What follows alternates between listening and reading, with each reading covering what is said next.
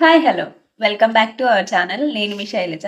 ఈ వీడియోలో టీజీసీపీ గెట్ వాళ్ళకి క్వశ్చన్ పేపర్ ప్యాటర్న్ ఎలా ఉంటుంది, క్వాలిఫైయింగ్ మార్క్స్ ఎన్ని, అండ్ నెగిటివ్ మార్కింగ్ ఉంటుందా ఉండదా అనే విషయాల గురించి తెలుసుకుందాం.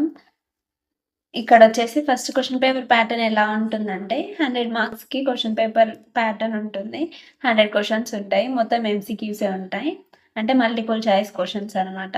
ఇక్కడ టైమింగ్ వచ్చేసి 90 మినిట్స్, అంటే 1.5 అవర్ ఉంటుంది. 1.5 అవర్లో మనం 100 క్వశ్చన్స్కి అటెండ్ చేయాల్సి ఉంటుంది.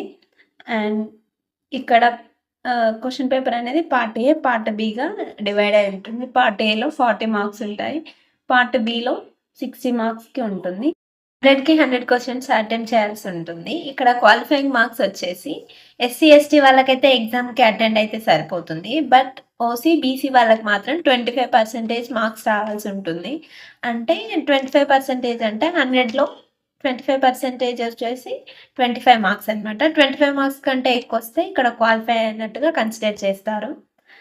అండ్ ఈ మార్కింగ్ని బట్టే మనకి ఎన్ని మార్క్స్ వస్తే దాన్ని బట్టి ర్యాంకింగ్ వస్తుంది. ఎక్కువ మార్క్స్ వస్తే తక్కువ ర్యాంక్ వస్తుంది, తక్కువ మార్క్స్ వస్తే ఎక్కువ ర్యాంక్ వస్తుంది. మంచి ర్యాంకింగ్ని బట్టి యూనివర్సిటీస్లో మనకి సీట్స్ అలాట్ చేస్తారు. అండ్ ఇక్కడ ఒక క్వశ్చన్ వచ్చేసి నెగిటివ్ మార్కింగ్ ఉంటుందా ఉండదా. ఈ క్వశ్చన్ కోసం చాలా నేను ఫేస్ చేశాను ప్రాబ్లమ్స్. నెగిటివ్ మార్కింగ్ అనేది ఉండదు. ఇక్కడ 100 మార్క్స్కి క్వశ్చన్ పేపర్ ఉంటుంది కదా, ప్రతి క్వశ్చన్కి 1 మార్క్ ఉంటుంది. కరెక్ట్ అయితే 1 మార్క్ ఇస్తారు. నెగిటివ్ మార్క్స్ మాత్రం ఏమి ఉండవు. అన్నింటికి అన్నీ అటెంప్ట్ చేయడానికి మీరు ట్రై చేయండి. నెగిటివ్ మార్క్స్ మాత్రం ఉండవు. దానికి 90 మినిట్స్లో 100 క్వశ్చన్స్ పెట్టడానికి ట్రై చేయండి. పెట్టండి, మార్కింగ్ మంచిగా వస్తుంది. ఎవరైనా తెలుగు మీడియం వాళ్ళు ఉంటే ఏం భయపడకండి. మంచిగా ప్రిపేర్ అయ్యి మంచి ర్యాంక్ సాధిస్తే యూనివర్సిటీకి వెళ్ళినాక ఇంగ్లీష్లో ఎగ్జామ్ ఉన్నా ఎలా ఉన్నా మనం చదవగలుగుతాం, గెట్ ఆన్ అవ్వగలుగుతాం. కాబట్టి ఇప్పుడే మంచిగా ప్రిపేర్ అయ్యి మంచి యూనివర్సిటీలో సీట్ కొట్టడానికి ట్రై చేయండి.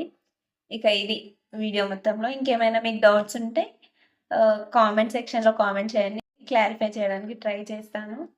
వీడియో నచ్చితే లైక్ చేయండి, షేర్ చేయండి. మీకు ఏమైనా డౌట్స్ ఉంటే కామెంట్ సెక్షన్లో కామెంట్ చేయండి. నెక్స్ట్ వీడియోలో కలుద్దాం. ఈరోజు వీడియో ఇంతే మరిగా. బాయ్.